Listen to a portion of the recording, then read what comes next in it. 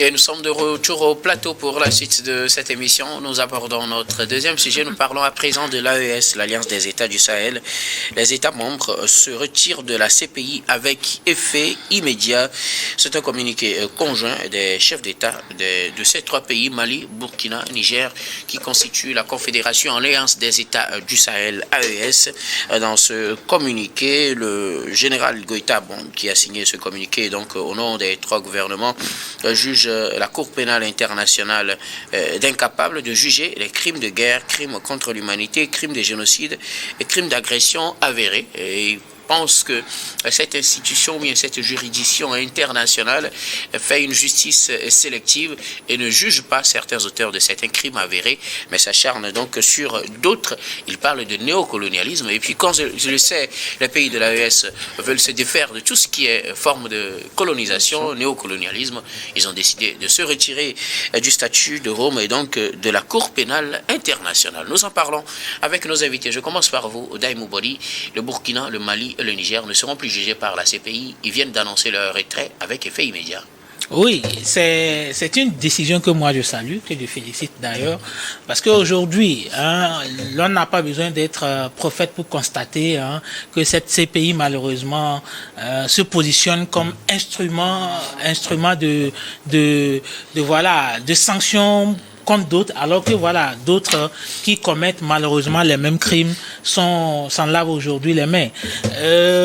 Quand on prend le fonctionnement de cette CPI ou bien les affaires que cette CPI a eu à connaître, on constate effectivement qu'elle s'est acharnée sur certains, en l'occurrence beaucoup d'Africains, mais par contre les Occidentaux ne sont pratiquement pas touchés. Et on a vu des situations où certains Occidentaux ont eu à être accusés de crimes de guerre et autres là, mais ils sont jugés par des tribunaux spéciaux. Mais par contre, lorsqu'il s'agit malheureusement des Africains, on les envoie à la CPI et donc c'est normal qu'aujourd'hui beaucoup de pays se révoltent. Bon, heureusement que par exemple le Togo n'a pas ratifié la charte de cette CPI. Donc l'on comprend un peu la situation de cette CPI. Lorsqu'on prend l'historique, l'historique de la Cour pénale internationale et des situations ou bien des affaires qu'elle a eu à juger, nous constatons qu'elle a jugé les affaires du Kenya, donc le président Uhuru Kenyatta, qui, après a été acquitté par manque de preuves. Nous prenons le président Laurent Gbagbo et son... Il était acquitté avec Blé Goudé. Avec Blé Goudé, qui ont fini d'abord à pas être acquittés par manque de preuves aussi. Le cas de la Libye, qui aujourd'hui est toujours pendant, par manque de preuves aussi. Et la bande de Gaza, aujourd'hui, où il y a assez de crimes de guerre, assez de situations vraiment décriantes, mais malheureusement la Cour pénale internationale n'arrive toujours pas à s'en sortir. Il y a eu des mandats d'arrêt qui ont été émis contre des personnalités qui s'en foutent. Mais derrière, quand on voit la réaction des États-Unis lorsque la Cour pénale internationale avait émis un mandat d'arrêt contre Netanyahou, les États-Unis ont rétorqué en sanctionnant les membres de la CPI. Donc on constate que vraiment les Occidentaux s'en moquent royalement de la Cour pénale internationale et donc ils viennent s'acharner malheureusement sur les pays africains. Donc aujourd'hui, je pense que c'est salutaire cette décision des pays de l'AES qui d'ailleurs suivent cette décision à travers une promesse de créer une cour sahélienne pour pouvoir connaître des affaires de crimes de guerre, de génocide et les affaires qui sont normalement du ressort de la Cour pénale internationale. Donc moi je félicite et je convie même les autres pays africains qui sont toujours liés à la CPI de suivre le pas et de sortir de cette Cour pénale internationale. Merci beaucoup Daïmou, je reviendrai à vous tout à l'heure pour un autre aspect de la question. Louis Kamako, le Burkina, le Mali et le Niger ne seront plus jugés par la Cour pénale internationale s'il y avait besoin parce qu'ils ont quitté le statut de Rome et donc avec effet immédiat ils quittent aussi la CPI. D'abord, ce qu'il faut dire ou bien la question à laquelle il faut répondre, est-ce que cette décision elle est légale? La décision elle est légale parce que selon la charte ou bien selon la convention il est dit que si un État membre de la CPI juge que la Cour ne respecte pas ses engagements ou bien qu'elle est biaisée, elle peut décider de se retirer. Je crois que c'est à partir de cela que les États qui forment aujourd'hui l'Alliance des États du Sahel, que vous venez de citer, le Burkina Faso, le Niger et le Mali, ont justement décidé de se retirer de cette institution-là qui, pendant longtemps, a été toujours à la sorte en fait, du bloc occidental. Daïmoun le disait tout à l'heure, il a beaucoup épilogué là-dessus, je crois que je vais juste faire économie.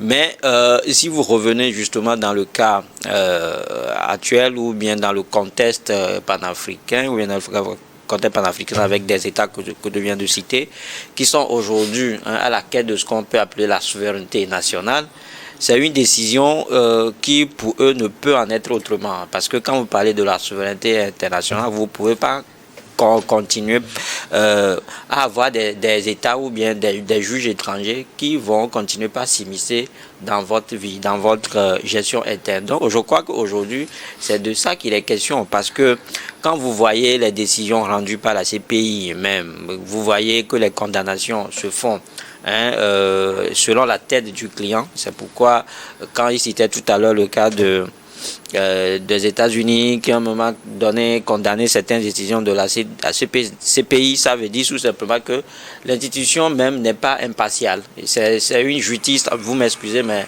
à deux balles, lancée contre les présidents, souvent les présidents africains, pas seulement les présidents africains, mais contre ceux qui sont ceux qui s'indignent en fait contre le bloc occidental.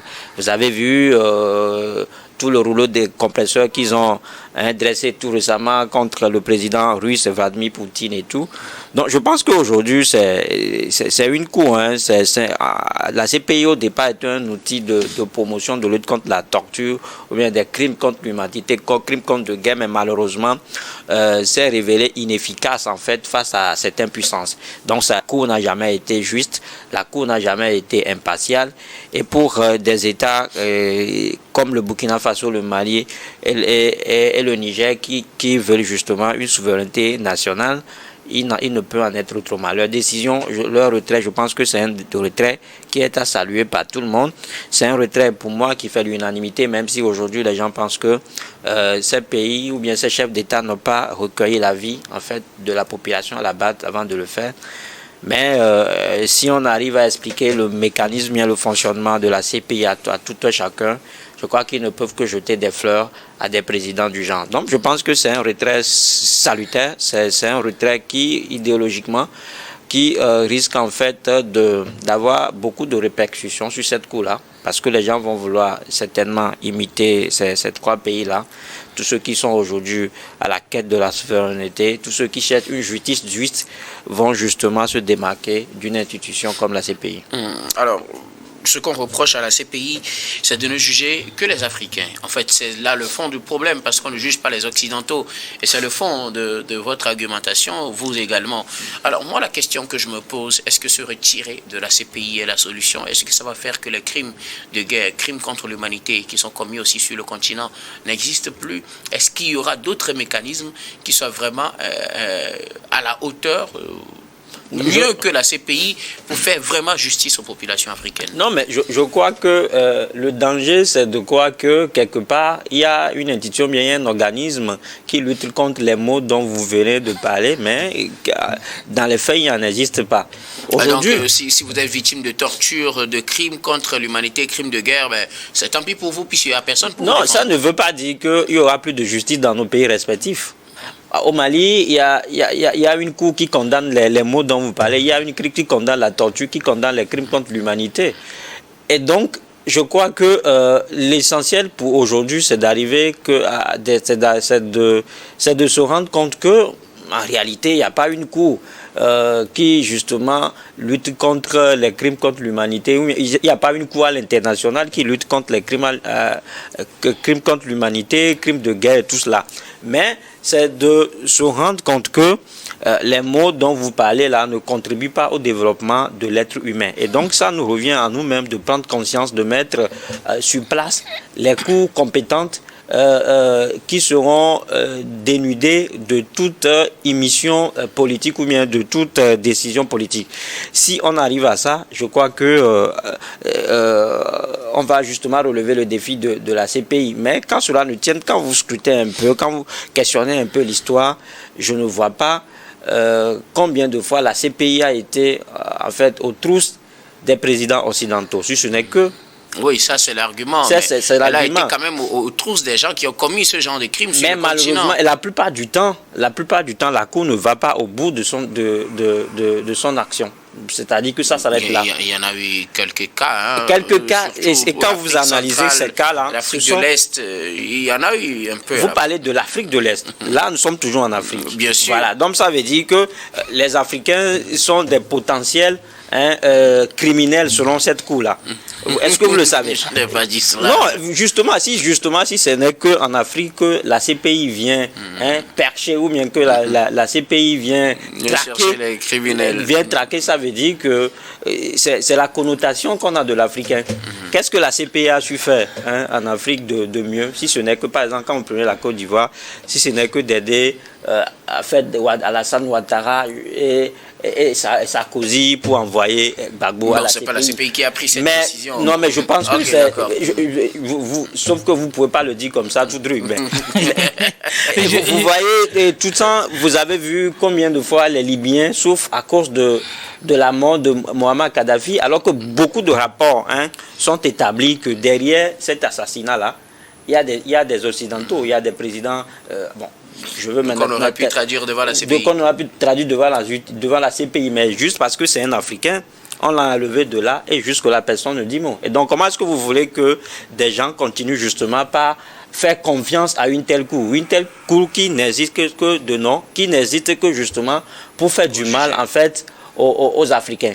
Aujourd'hui, les présidents Traoré, Tiani et Goïta ont vu de loin le mal. Parce que ce qui se passe actuellement, pour leur rendre compte, du jour au lendemain, la CPI viendra justement à leur trousse. Et juste, ils ont compris que justement, il va falloir justement se retirer. Est-ce pour sauver leur peau ou bien pour défendre une certaine souveraineté? Ils défendent une certaine souveraineté, mais en même temps sauver leur peau. Parce que je disais que les plaintes de la CPI, en soi laissent à désirer.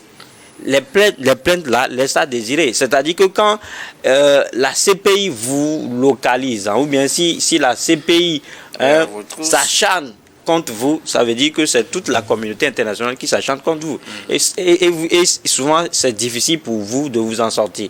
Donc, c'est pour ça que je dis que pour se démarquer de cela, c'est-à-dire que pour devancer les événements, pour ne pas être dans la gueule du loup, ces chefs d'État-là ont jugé bon justement de se retirer. Et je le dis, dès ma prise de parole, je disais tout à l'heure que les tests leur permettent de se retirer quand ils s'en rendent compte que la Cour ne respecte pas ses engagements, ou bien la Cour rend des décisions qui sont biaisées. Merci beaucoup. À vous, Louis Kamako Daïmou, je reviens à vous. Est-ce que cela n'est pas aussi une ode à l'impunité dans les pays africains, puisqu'il n'y aura pas d'institution supranationale qui puisse traquer ces dirigeants qui seraient tentés de commettre certains crimes? On en a vu, même si on ne parle pas de certains pays, il y a quand même des exemples sur le continent où des dirigeants ou bien des hommes d'État ou carrément des rebelles, des chefs de guerre ont commis des crimes, ils ont été traduits devant la CPI, ils ont été jugés, ils ont purgé leur peine avant d'être libérés. Il y en a encore dont le procès sont toujours en cours. Est-ce que sortir de la CPI n'est pas aussi quelque part, du moins ceux qui pensent que c'est une voie ouverte, une voie royale à l'impunité, est-ce qu'il n'aurait pas peut-être raison? Non, moi je pense que c'est plutôt une opportunité à l'Union africaine de s'organiser, de rendre beaucoup plus vigoureuse la Cour de justice de l'Union africaine, donc pour nous permettre vraiment de pouvoir connaître les cas de crimes de guerre, les cas de génocide, les cas de torture et autres là sur le plan africain. D'autant plus que le contexte africain, il est carrément différent. Lorsqu'il y a une situation de guerre, lorsqu'il y a des crimes de guerre, et que ce sont des Africains qui vont mener des enquêtes, enquête sur des Africains, je pense que c'est beaucoup plus impartial. Parce que lorsque les Occidentaux viennent aujourd'hui, malheureusement, pour faire des enquêtes, il y a les questions d'intérêt qu'ils mettent beaucoup plus devant. On dit souvent c'est celui qui a de très bons liens avec les Occidentaux qui s'en sort toujours devant la Cour pénale internationale. Donc, il s'avère quand même impérieux qu'aujourd'hui, sur le plan africain, on puisse mettre en place un dispositif judiciaire typiquement africain pour pouvoir connaître des cas de crimes de guerre, des cas de torture. Et d'ailleurs, les pays de l'AES ont pris de l'avance en annonçant la création d'une cour pénale sahélienne pour pouvoir connaître de cette situation. Donc, ils ne sont pas que sortis, mais ils ont derrière proposé une solution panafricaine. Et c'est ce qu'il faut étant sur le plan de l'Union africaine. Et connaissant le fonctionnement des institutions sur le continent, vous pensez que cette Cour pénale panafricaine ou sahélienne serait beaucoup plus indépendante que la Cour pénale internationale? Logiquement, moi je ferai beaucoup plus confiance à un dispositif typiquement africain plutôt que quelque chose qui est importé et qui nous est imposé. Tant que la Cour pénale internationale n'arrivera pas à condamner ceux qui ont commis des bavures au niveau de la Libye, je pense qu'elle ne serait plus crédible, moi personnellement à mes yeux. Donc c'est pas quelque chose qui est discutable. Tout le monde voit. Il y a eu des cas au niveau de l'Afghanistan. Qu'est-ce que la Cour pénale internationale a fait? D'ailleurs, les auteurs de ces crimes s'en moquent royalement, mais quand c'est chez nous, ils se bombent les torses pour venir malheureusement chercher nos dirigeants. Je pense qu'il faut tirer chapeau au président de l'AES et inviter les autres présidents à leur emboîter les pas. Louis Kamako, vous croyez en une indépendance totale d'une institution africaine qui serait peut-être mise en place pour jouer le rôle de la CPI, juger les auteurs des grands crimes, crimes de guerre, crimes contre l'humanité, crimes de génocide, tout ce que vous savez. Surtout, la plupart, ce sont des hommes d'État, des dirigeants, des chefs rebelles. Vous pensez qu'il y aurait une institution africaine qui puisse être à la hauteur des attentes et faire mieux que la CPI? Une indépendance totale, je n'en crois pas. Je n'en crois pas, mais je crois que on peut quand même arriver à avoir une institution forte, animée par des hommes honnêtes en fait. C'est vrai, souvent quand on parle de la justice, on pense que tous sont corrompus, mais ce n'est pas le cas. Il y a des corrompus, mais il y a des incorrompus aussi. Il y a des gens qui tiennent qu'à dire le droit. Quand vous allez... Sauf que là, c'est toute l'institution qui doit se prononcer, pas quelques-uns. Oui, mais c'est toute l'institution, mais il y a également certains dossiers, il y a certaines réalités. Quand ça saute aux yeux, vous n'avez pas d'autre choix que de dire le droit. Donc, l'essentiel aujourd'hui, c'est d'arriver justement à mettre en place une institution que nous connaissons, que nous avons nous-mêmes mis sur pied. Moi, ça me fait confiance que, en fait, de confier nos dossiers judiciaires en fait à une institution internationale qui ne connaît même pas nos réalités, qui par moment n'intervient que en sapeur-pompier, parce qu'il y a certaines violations flagrantes des droits de l'homme qui se déroulent aux yeux à la barbe de la CPI, qui reste souvent inactive. Donc c'est pour ça que je dis que les dossiers brûlants sur lesquels on attend, ou bien sur lesquels on a toujours attendu la CPI n'a jamais réagi. Et donc c'est devenu un outil de répression contre les chefs d'État qui veulent à l'encontre du bloc occidental, comme je l'ai dit tout à l'heure. Aujourd'hui, on a une justice qui va justement s'occuper des citoyens. Quand on parle de l'AOS, c'est déjà une démarche assez salutaire, d'autant plus que il n'y aura pas de vide en termes juridiques, il n'y aura pas un vide juridique, il n'y aura pas de vide en fait. Donc ça veut dire que au détriment, en lieu et place de la CPI, il y a une cour justement qui va se pencher sur les dossiers ayant trait à l'impunité, aux crimes de guerre, aux crimes contre l'humanité et tout. Donc moi je reviens et je souhaite qu'on fasse confiance à nos institutions africaines, que de vouloir tout le temps confier nos droits à une institution internationale qui n'est là que pour protéger certains pays. Quand vous prenez même la CPI, il y a ce qu'on vous dit souvent il y a certains États qui ont le droit de veto. Et dans ce droit de veto ressort la question de l'objectivité ou bien de la subjectivité. Si vous n'êtes pas en bon terme avec un État qui a le droit de veto, ne pensez pas qu'il va défendre votre dossier. Aujourd'hui, les États de l'Alliance dont nous parlons ont rompu le partenariat avec beaucoup de pays. La France, même les États-Unis sont mal vus aujourd'hui dans ces pays-là et tout. Mais c'est eux, justement, c'est des pays du genre qui détiennent le droit de veto à la CPI. Et aujourd'hui, à l'Assemblée au Conseil national oui, voilà. Ce sont des instances qui du coup, qui ont des accointances en fait. C'est-à-dire que c'est bonnet blanc, blanc bonnet. Donc quand vous êtes dans cette situation-là, ne pensez pas que vos droits seront défendus en bonne et due forme. Il y aura toujours cette partialité-là de la part des juges. Donc c'est pour ça que je dis que c'est une décision assez réfléchie de la part de ces États-là. Ils savent qu'aujourd'hui, avec tout ce qui se passe du jour au lendemain, la CPI peut être à leur trousse pour un oui ou pour un non. Donc je crois que c'est des gens qui ont juste décidé en fait de prendre le devant, de devancer les événements, non seulement en se protégeant, mais justement en s'inscrivant dans la consolidation de ce qu'ils appellent aujourd'hui la souveraineté nationale. Merci. Quand on parle justement des institutions du genre, je crois qu'aujourd'hui c'est le 23 septembre, il y a de cela 20 ans, pas de 23 septembre 2005, paix à son âme, parce que j'évoquais tout à l'heure son nom, Mohamed Kadhafi, prononçait son premier discours à la tribune des Nations Unies. Il a dit toute une vérité, que c'est un outil qui est à la sorte de la colonisation. Quand vous voyez des CPI, des choses comme ça, Conseil des Nations Unies, c'est une vérité crue, mais malheureusement qui demeure d'actualité aujourd'hui. Donc si aujourd'hui il y a des chefs d'État qui se montrent panafricanistes, et qui sont à la quête de la souveraineté nationale et trouvent qu'il faut justement se retirer de la CPI. Je pense que c'est une décision salutaire.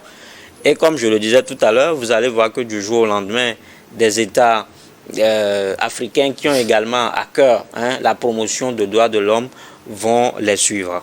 Merci beaucoup. À vous, Louis Daïmou, est-ce qu'il y a des garanties que les pays qui sortent de la CPI puissent mettre en place des institutions vraiment fortes qui soient à même de pouvoir juger même ces chefs d'État au cas où ils dévieraient de la bonne trajectoire et commettraient des crimes? Bon, déjà, il faut que je souligne que sur le plan africain, il existait déjà des dispositifs pour juger de ces situations. Donc, notamment la Cour africaine de droits de l'homme et des peuples, et la Cour africaine de justice et des droits de l'homme, et la Cour de justice de l'Union africaine. Donc, c'est des dispositifs qui existaient, donc à l'instar du protocole de Malabo, qui malheureusement a besoin d'au moins 15 ratifications des pays africains pour pouvoir entrer en vigueur. Donc, on espère que ça va entrer en vigueur. Et au niveau des institutions communautaires, donc à l'instar de la CEDEAO à l'époque, et qui aussi avait des mécanismes pour pouvoir juger de ces situations, donc au niveau de la CEMAC, ainsi de suite. Donc, sur le plan communautaire, les pays africains avaient quand même pris des dispositions aussi du genre. Mais il faut quand même souligner qu'aujourd'hui, beaucoup de pays africains, pour pouvoir préserver leur souveraineté, ne s'engagent pas totalement dans ces conventions. Mais derrière, on comprend quand même la peur de ces présidents de subir les chasses aux sorcières. Parce qu'aujourd'hui, on ne sait pas ce qui pourra venir, parce que c'est sur le plan politique, il y a des gens qui peuvent instrumentaliser ces cours pour pouvoir juger des gens avec qui peut-être ils n'ont pas ils n'ont pas d'affinité. Voilà pourquoi les pays aujourd'hui préfèrent que ce soit les mécanismes juridiques nationaux qui puissent s'occuper de ça. Mais là aussi se pose la question de la transparence et de l'impartialité de ces mécanismes nationaux. D'autant plus qu'un président qui est aujourd'hui en poste, qui malheureusement commet des crimes de guerre ou commet des crimes de génocide et autres, et après lui c'est peut-être son parti qui est toujours au pouvoir, est-ce que ses alliés peuvent autoriser derrière qu'il puisse quand même être jugé? Donc derrière, il faut quand même que les pouvoirs judiciaires de nos pays puissent jouir d'une autonomie. Oui, et aussi il faut voir l'inverse. Et s'il quitte le pouvoir et que c'est ses adversaires qui sont là, est-ce qu'on ne va pas aller chercher des poux sur des crânes rasés, forcément vouloir qu'ils soient jugés par de telles instances? Voilà, il y a aussi cette question, de chasse aux sorcières. Voilà pourquoi on parle on parle de la nécessité d'avoir des justices fortes, du pouvoir judiciaire très très très indépendant pour permettre quand même de pouvoir assurer ce droit-là dont tout le monde jouit, y compris les anciens présidents. Merci beaucoup. Je crois qu'ici, on est en train de parler des États de l'AOS, des États qui... on ne va pas forcément se focaliser uniquement sur les États de l'AES, puisqu'il se peut que cela crée un effet domino, que d'autres pays... Mais j'aurais souhaité que nous nous inquiétons, en fait... D'abord pour l'AES. Ok, allez-y. Que nous nous assurons du fait avant de nous inquiéter de la cause. Si les autres viennent justement prendre de telles décisions, on va en juger. Mais en ce qui concerne spécialement les États dont nous parlons, c'est des États qui sont dans une dynamique de révolution. Révolution explicative, révolution communicationnelle. Donc tout ce qu'ils font aujourd'hui, les décisions se prennent à trois. Ce n'est pas un seul État ou bien ce n'est pas un seul dirigeant qui se lève pour décider à la place des autres. Si par exemple, c'est-à-dire que je voulais juste parler de la chasse aux sorcières dont vous faites allusion par exemple. Si par exemple au Mali, le président Assimi Goïta en a marre avec un opposant et s'il pense qu'il peut compter sur cette cour-là, sur la cour de l'AOS, pour le traquer, je pense que il se trompe loyalement. Mais qu'est-ce qui l'empêcherait? Parce que la décision viendra des juges, qui seront issus du Burkina Faso. Eux, ils vont dire. Est-ce qu'ils vont dire? Bien sûr qu'ils vont dire le droit. Mais même s'ils disent le droit. Et s'ils ne le disent pas, je pense que c'est des choses, c'est des pratiques du genre qu'ils condamnaient. Non pas seulement au sein de la CPI, mais au sein de la CEDEAO. Et donc, ils ont décidé, ils ont intérêt à être exemplaires. Et je crois certains ont déjà commencé par le faire. Ils ont compris qu'il ne faut pas envoyer les gens systématiquement en prison. Quand vous voyez au Burkina Faso qu'ils ont commencé avec l'expérience de ce que nous appelons les centres pénitentiaires agricoles, c'est des choses, ce sont des innovations en termes de judiciaire, ce sont des innovations judiciaires. Et quand vous avez justement... On a plein d'autres exemples contraires à citer aussi. Non, si vous citez ces exemples-là, on en visera. Non, mais si ces exemples sont pertinents, il faut les citer. Donc, je pense que si on a déjà commencé par expérimenter ces genres de pratiques, de méthodologie ailleurs, et je pense ça, je ne vois pas pourquoi ne pas le verser dans l'Alliance pour que les autres en suivent. Merci beaucoup à vous tous pour vos contributions. Nous allons marquer la pause pour le journal, puis on reviendra tout à l'heure pour la suite de cette émission.